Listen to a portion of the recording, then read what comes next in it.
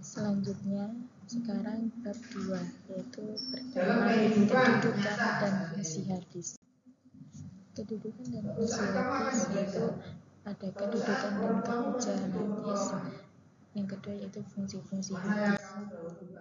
Kedudukan dan kehujahan hadis. Kedudukan itu sebagai sumber hidup Islam kedua setelah Al-Quran, sedangkan kehujahan hadis adalah pengakuan bahwa hadis, terutama hadis yang sahih, itu memiliki kekuatan sebagai dalil syar'i, baik itu dari dalil Al-Quran, dalil hadis Rasulullah, ijma ulama, sama mengargumentasi rasional. Dalil Al-Quran itu merupakan fondasi hukum, panduan atau referensi yang diperoleh dari ayat-ayat Quran. Istilah dalil sendiri menggunakan arti panduan yang dipakai untuk menetapkan hukum atau kebenaran. Dengan itu, dalil Al-Quran merujuk pada ayat-ayat yang digunakan sebagai dasar untuk membuktikan, menjelaskan, atau menetapkan suatu hal yang dimana dalil tersebut sudah tercantum dalam Al-Quran yang terdapat pada surat Al-Fatihah, An-Nisa, Al-Baqarah, Al-Ma'idah, Al-An'am, dan Al-Ma'arij. Sekarang dalil hadis Rasulullah. Dalil hadis adalah perkataan, perbuatan, dan ketetapan yang bersumber dari Nabi Muhammad yang berfungsi sebagai sumber hukum Islam kedua setelah Al-Quran untuk menjelaskan, merinci, atau bahkan menetapkan hukum yang tidak ada dalam Al-Quran.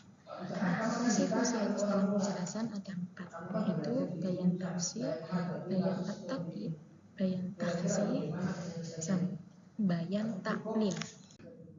Sekarang ijma ulama. Ijma ulama adalah salah satu sumber hukum setelah Al-Quran dan hadis, yang secara dasar ijma itu berarti kesepakatan para ulama dari kalangan umat Islam pada suatu masa tertentu mengenai hukum syariat setelah wafatnya Kanjeng Nabi.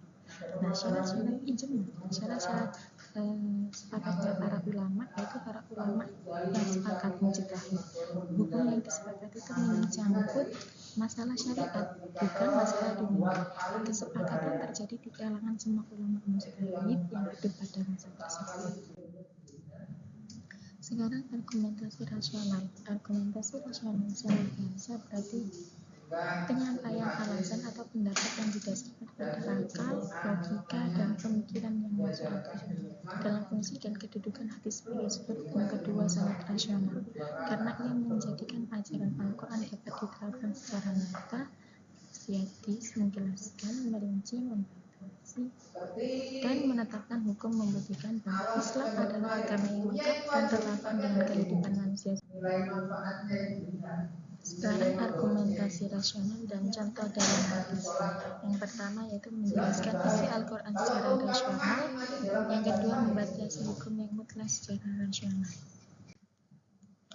Fungsi-fungsi hadis yaitu menjelaskan isi Al-Quran, menegaskan dan menguatkan hukum Al-Quran, menambahkan hukum yang tidak ada di Al-Quran, membatasi hukum yang umum dalam Al-Quran, serta menjadi sumber hukum sendiri selama tidak bertentangan dengan Al-Quran. Terima kasih. Cukup sekian.